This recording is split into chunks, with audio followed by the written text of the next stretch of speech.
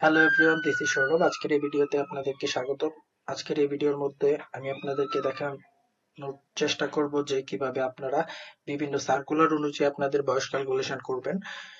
তো সার্কুলার অনুযায়ী বয়স ক্যালকুলেশনের জন্য আপনারা সার্কুলারটিতে অবশ্যই দেখতে পাবেন। আমি এখানে বেসরকারি শিক্ষক নিবন্ধনের সার্কুলারটি দিয়ে দেখানোর চেষ্টা করতেছি। এখানে দেখেন দেওয়া আছে আবেদনকারী বয়সসীমা 1 জানুয়ারি 2024 তারিখ হতে 35 বছর বা তার কম হতে হবে। এখন আপনারা কিভাবে বুঝবেন এই তারিখের মধ্যে আপনাদের বয়স 35 বা তার কম আছে কিনা? তো সেটা বোঝার জন্য প্রথমে গুগলে চলে যেতে হবে।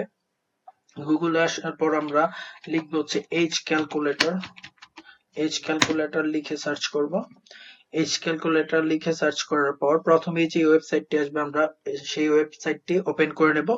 ওয়েবসাইটটি ওপেন করার পর আমরা এখানে দেখতে পারবো যে ডেট অফ বার্থ লেখা আছে এবং নিচে লেখা আছে as at the date of.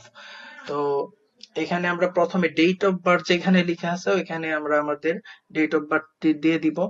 Suppose এখানে আমি এপ্রিল 13 রাখলাম, এখানে আমি একটা ইয়ার দিয়ে দিলাম 1996।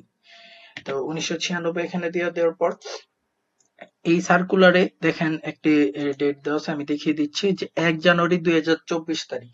তো যে তারিখটা ওইখানে দেওয়া থাকবে আমরা এইটা এখানে দিয়ে দিব, এখানে জানুয়ারি দিয়ে দিব এবং এখানে 1 করে দিব। তারপর ক্যালকুলেট এজ, এই বাটনটিতে ক্লিক করার সাথে সাথে এখানে শো করতে থাকবে যে আজকে আপনার জন্ম তারিখটি এই ডেটে কত বছর হয়েছে। 27 বছর 8 মাস 19 দিন। তো এখানে কত মাস এবং কত দিন হয়েছে এটাও দেওয়া আছে, আবার কত সপ্তাহ কত দিন হয়েছে এটাও দেওয়া আছে। এভাবে আপনারা নিজের এজটা নিজেই ক্যালকুলেশন করতে পারবেন। আজকের এই ভিডিওটি ভালো লাগলে অবশ্যই লাইক, কমেন্টস এবং সাবস্ক্রাইব